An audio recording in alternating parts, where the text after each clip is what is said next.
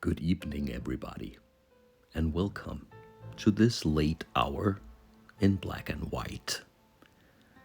I'm glad you could be here to watch and be a part of two desperate prisoners' escape from the dark castle.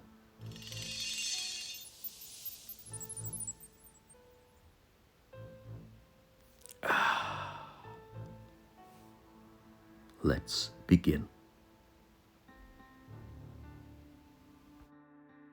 After years of darkness, the tanner and the cook finally have a chance to escape the dark castle with the help of their abilities and character dice. The cook with might, and then cunning and finally wisdom, and the tanner with wisdom as the best ability, then cunning and finally might. The cook will begin the adventure as you, symbolized with the skull. And then we also have an equipment deck that we will shuffle, and hopefully there will be some help here. Between the darkness of the prison cell and freedom, we have a beginning, 15 regular chapters, and in the end, a final challenge, a boss. We also have a dice tower and some black chapter dice to help along the way. But for now, let's turn the first page. After years in the death of the castle, the tanner and the cook finally break free of the cell, and they find a small unlocked chest. And in that chest, there will be two items. So let's draw the first one here, a loaf of bread. Useful, that will regenerate hit points. And the second item is a potion. So instead of any damage, this potion can be used, and we will give that to the tanner and the first item to the cook. So now we're ready to begin with the first chapter. Something is blocking the door to this chamber, and you use your shoulder to force it open. It's only when you step inside, eggshells crunching underfoot, that you realize you have destroyed a creature's nest. There is a mournful wail as it approaches from the darkness, and then it attacks. But it will only attack you, and that means the cook in this case. So let's put this monster here and then create the hit points. 1 might, 1 cunning, and then 2 random chapter dice. And those 2 dice will be cunning as well. The cook and the tanner will attack. And a shield and double cunning from the tanner. So the tanner removes 2 of the creature's hit points. Unfortunately, the cook rolled a wisdom. We can't really use that. So 2 points of damage for the cook. Remember, the creature will only attack the cook. Second round of combat. And the cook rolls a might, so that will remove another hit point from the creature and a wisdom from the tanner. And the tanner is safe, but the cook will take 2 additional points of damage. Third round, let's get this over with. No. Well, in this case, the cook rolled a might and the tanner 2 wisdom. Still, only the cook loses hit points. And finally, a double cunning roll from the cook. The creature is killed, but it did quite a lot of damage to the cook, unfortunately. The reward is an item, a liquid luck potion. Well, we'll give that to the cook. And then I guess that the tanner will be you. And before we continue, the cook will eat the bread and regain some of the hit points. So the you token moves to the tanner, and then we are ready for the next chapter.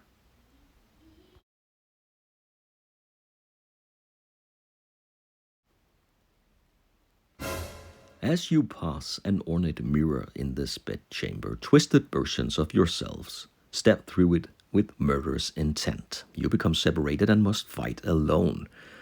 So each player must face their doppelganger. Each of them must roll the character dice, and they have to defeat whatever result they roll. Let's begin with the cook. And that was a might roll, so a doppelganger with might, and the tanner, a doppelganger with wisdom. Makes sense, because that's their best abilities. So first, the cook will fight the doppelganger. And that means a might roll is needed to defeat the enemy. And a double cunning, but a shield, so no damage can be taken. The tanner is more effective. Immediately a roll with wisdom, so the tanner's doppelganger is defeated. Now for the second battle round, both of them can join the combat. But really unfortunate, both of them roll cunning, not enough to beat the doppelganger. And that means the cook takes damage in this turn. And they continue to roll cunning, but the cook rolled a shield, so the cook will defend and take no damage. And finally a might roll from the cook, so the cook in the end takes out the doppelganger. And that chapter is defeated. Now an item as reward.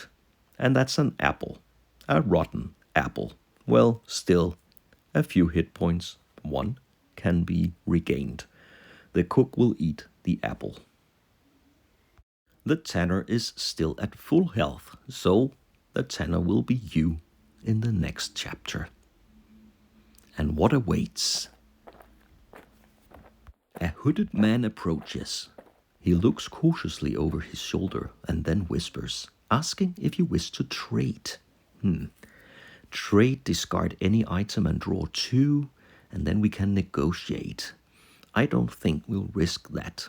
Let's trade this liquid luck and then gain 2 items.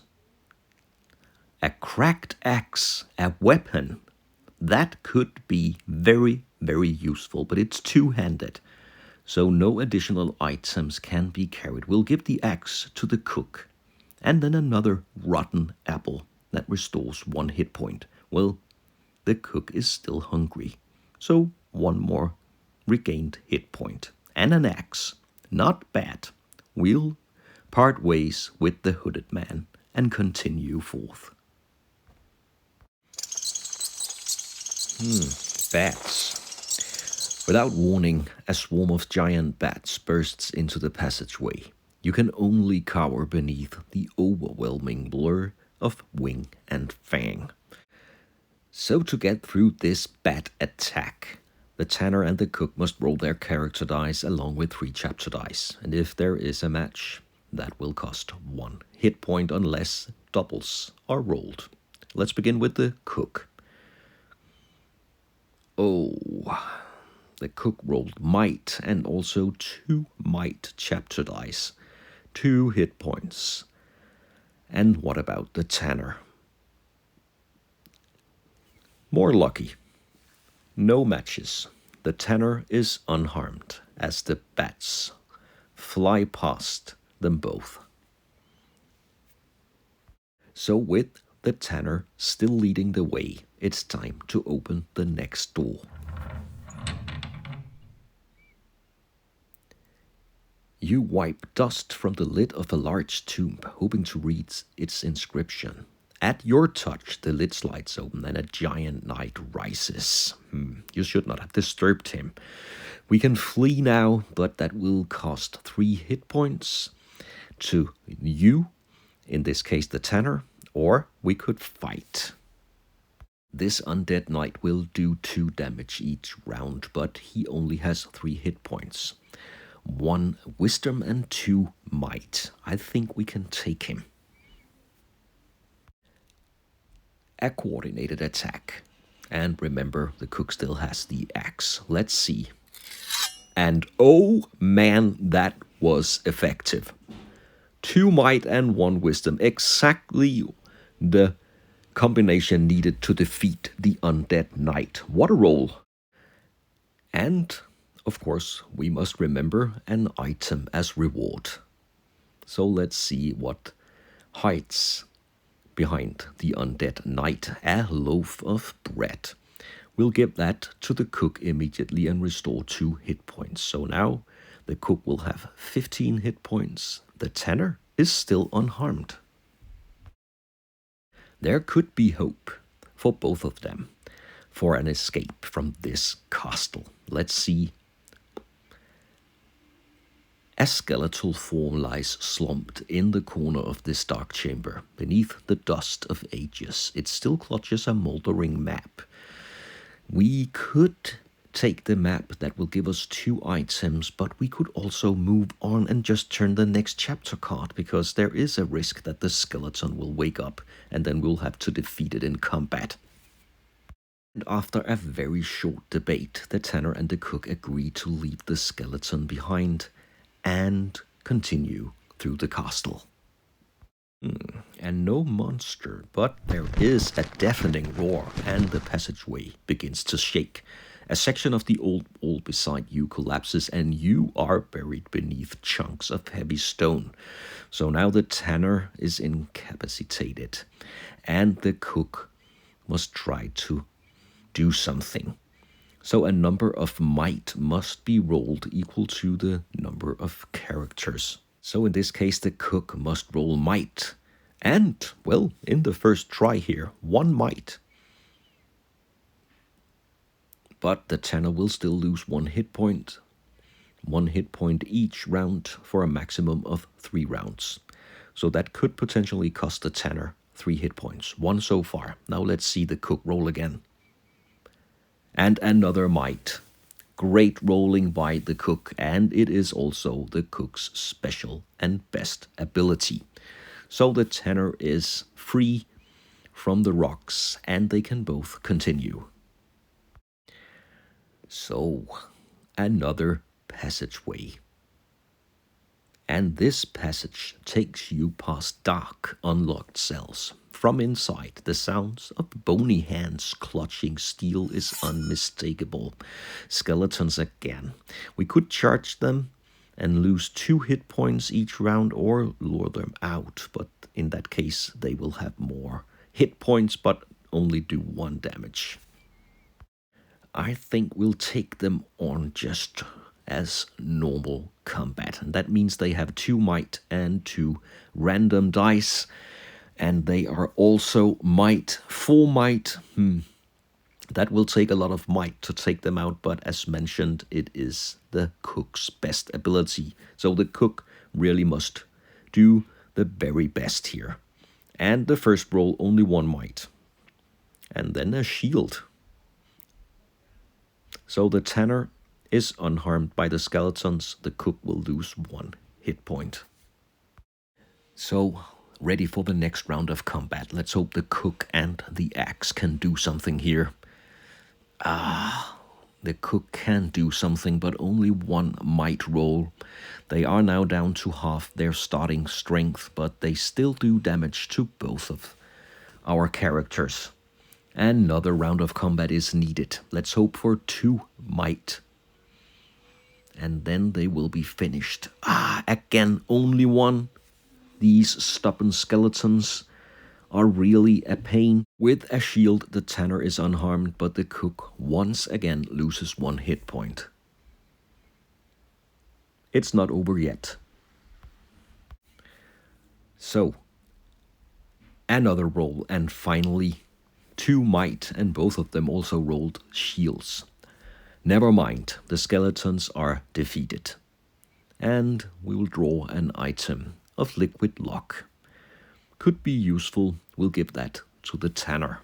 So let's just reposition all the dice, and with the most hit points left, the tanner will continue as you.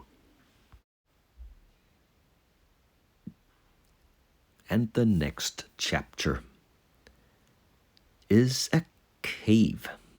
This passageway leads to a set of old stone steps. They descend into a flooded cave. The water is murky, but a dim light is visible some distance below. You take a deep breath and dive.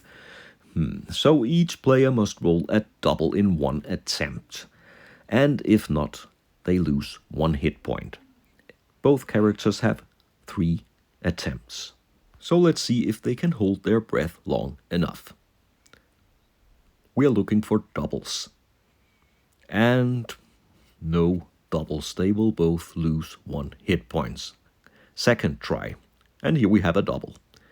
The cook makes it through, so a total of 1 hit point is lost. The tanner ain't over it yet. 2 hit points so far, and in the third try, no doubles. So the tanner will lose 3 hit points and then finally make it through the watery cave. The dark castle is beginning to take its toll on the cook and the tanner.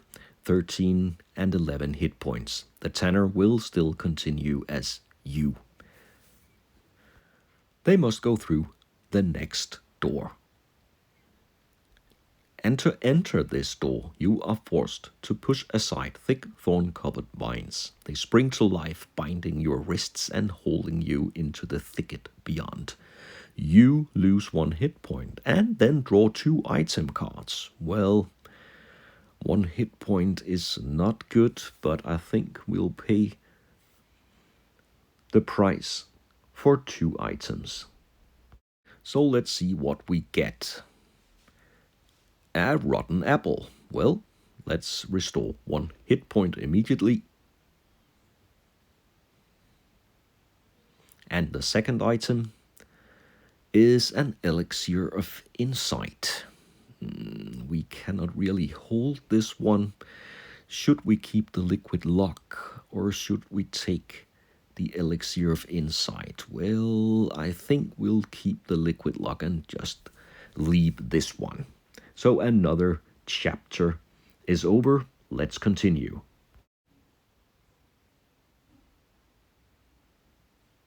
And again, it looks like the cook and the tanner can avoid combat. At the end of this winding passage, a wooden chest covered in cobwebs is protected by a gauntlet of vicious-looking traps. This could earn us items, but I don't really think we need items at this point. We could decide not to take the risk and just move on. We don't have that many chapters left, so I think we'll avoid losing any hit points here. And let's leave the traps and the chest and just continue. Question is, how long can the cook and the tanner avoid combat? And as we turn the next chapter, I think I can safely say, not any longer. Where there was once flesh and fur, the bones of this skeletal beast now crackle with the menacing power of dark magic. This beast will have 4 hit points, but it also has regeneration. Each time a chapter dice is removed, we must roll it, and if it's wisdom, the creature will regenerate. Now let's see the hit points here. 1 cunning, 2 wisdom and 1 might, and it will do 2 hit points of damage each combat round. Let's fight. We can take it. And the first combat round, 1 wisdom and 1 might. That looks good. That will remove 2 of the creature's hit points. But we will have to re-roll them to see if there is any regeneration. So with a roll of wisdom, the creature will regenerate. 1 cunning, that's good. And then 1 wisdom, so it will return 1 hit point, and both our characters will lose 2. 2 steps forward, but 1 step back. Let's fight again. And a shield here and 2 might. Well, that will only remove 1 cunning, but a shield is useful for the cook. The tanner will be hit. and the creature will not regenerate. So far so good, down to half its starting hit points, and the tenor is hurt. Let's fight again. And the axe will produce 1 wisdom, so that will potentially remove 1 chapter dice, but it will return. So basically, this horrible creature is unharmed this round. I think we'll have to use this potion so the Tanner will not lose any hit points this round. Instead of losing hit points, the potion is used, but the cook will lose 2. So in the next combat round, the cook will rest. Only the Tanner will fight. That will give the cook 1 hit point, and the Tanner will try to remove the remaining wisdom. So far, so good. 1 more hit point down, and the cook will go 1 hit point up. Now let's see if the creature regenerates. Oh man, this is awful. The Tanner is hit and will lose 2 hit points. This is really, really going the wrong way now. Another combat round. The cook rolls a shield and the Tanner removes. No! Again, the creature will regenerate. This is hopeless. The Tanner will be hit again. Down to 4, but it's no use for the Tanner to sit out this round because, 4 cunning. I can't believe it. The Tanner rolled a shield though, so it's only the cook who takes damage this turn. Can't we really roll any wisdom? Well, the cook can roll 1 wisdom. I think we'll have to use a potion now. The Tanner will use a potion that will allow a reroll this liquid lock. So let's reroll and hope for wisdom. Well, it's a shield. And the creature will not regenerate. So now the cook will take 2 hit points of damage and in 1 final attempt. A wisdom. Come on. No regeneration. No regeneration. No. Finally. This extremely annoying beast is defeated. And that really was a tough battle.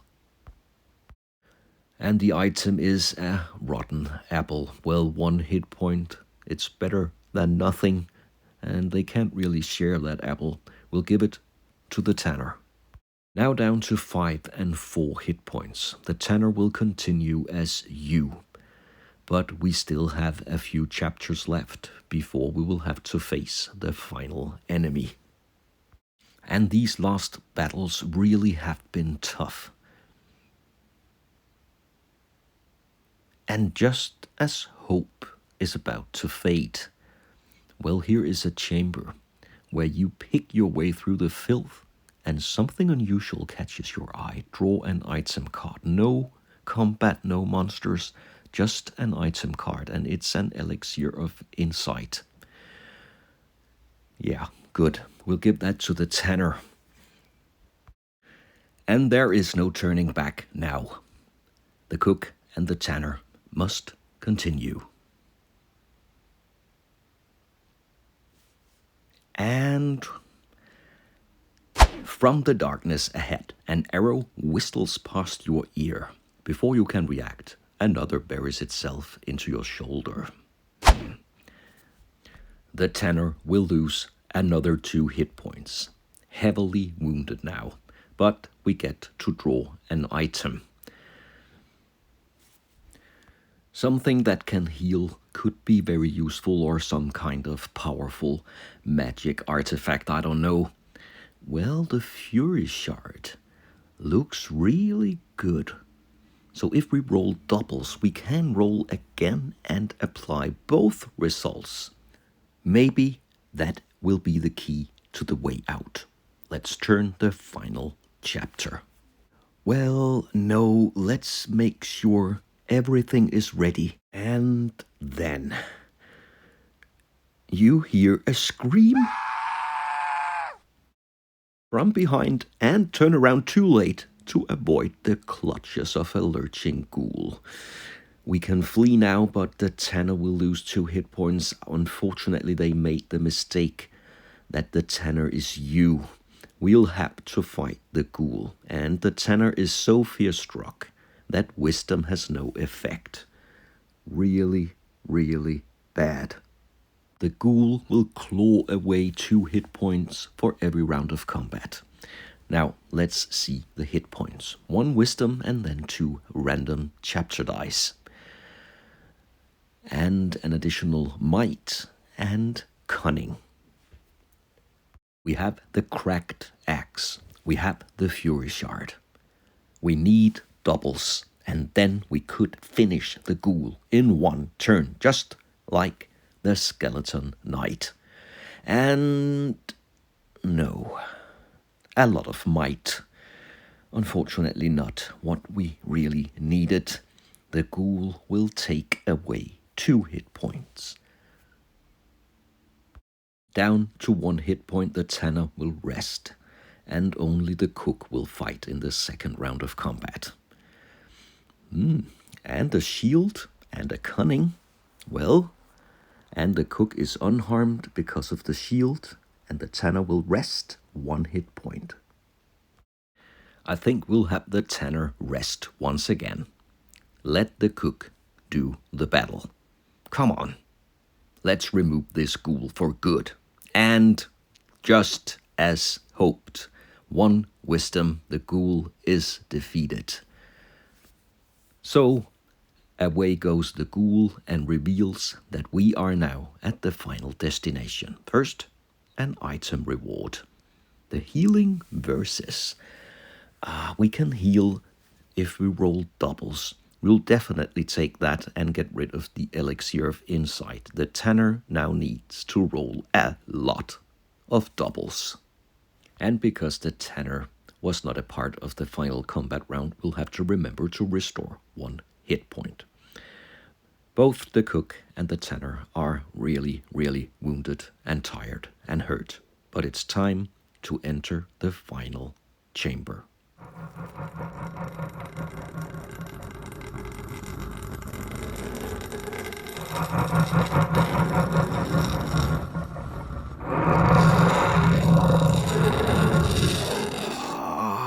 No one really believed that this was going to be easy. Pain only makes me stronger. The terror of the underworld. As he's defeated, he grows in strength.